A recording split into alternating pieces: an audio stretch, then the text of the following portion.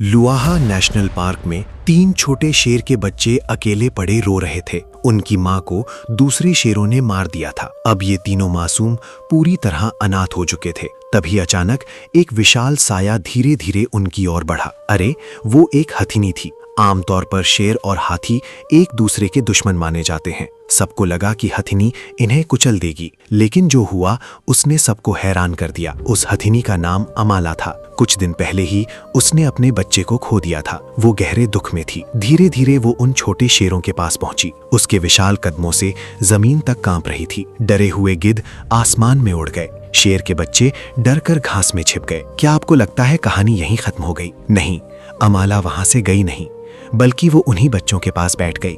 अमाला हर दिन खतरे के बीच जी रही थी। एक तरफ उसे डर था कि कहीं दूसरे शेर आकर बच्चों को नुकसान न पहुंचा दे। दूसरी तरफ उसे ये चिंता थी कि कोई शिकारी जानवर उन पर हमला न कर दे। अमाला हर समय सतर्क रहती थी। उसे कभी चैन नहीं मिलता था। वो शेर के बच्चों को चलना, खेलना और जंगल में जीना सिखाती थी, लेकिन साथ ही उन्हें ये भी समझाती थी कि कौन से जानवर दोस्त हैं और किनसे दूर रहना चाहिए। समय धीरे धीरे बीतता गया। तीनों छोटे शेर अमाला की सुरक्षा में बड़े होने लगे। अब वे ताकतवर जवान शेर बन चुके थे, लेकिन उन्होंने कभी अमाला को शिकार की तरह नहीं देखा। उनकी नजरों में वो हमेशा उनकी माँ रही। आखिरकार एक दिन बच्चे बड़े हो गए और अपना खुद का शेरों का समूह बनाने के लिए जंगल में निकल पड़े। अमाला फिर से अकेली हो गई, लेकिन जिंदगी ने उसे एक और तोहफा दिया। उसे एक छोटा हाथी बच्चा मिला जो बेहद चंचल और प्यारा था। समय बीतने के साथ अमाला बूढ़ी होने लगी। उसके पैर कमजोर पड़ गए। अब वो अपने झुंड की रफ्तार के साथ नहीं चल पाती थी। तभी एक दिन हादसा हो गया। अमाला और उसका बच्चा जंगली शिकारी कुत्तों के झुंड से घिर गए। वे बेहद चालाक थे।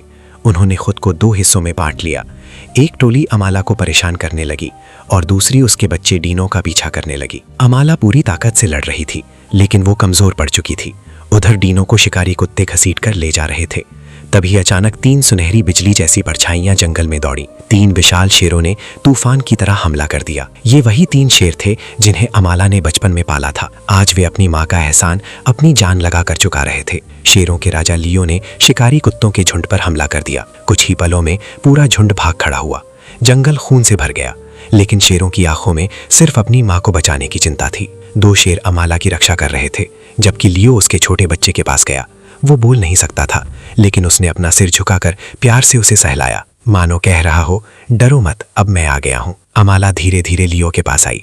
उसकी आंखों में सुकून और गर्व साफ दिखाई दे रहा था।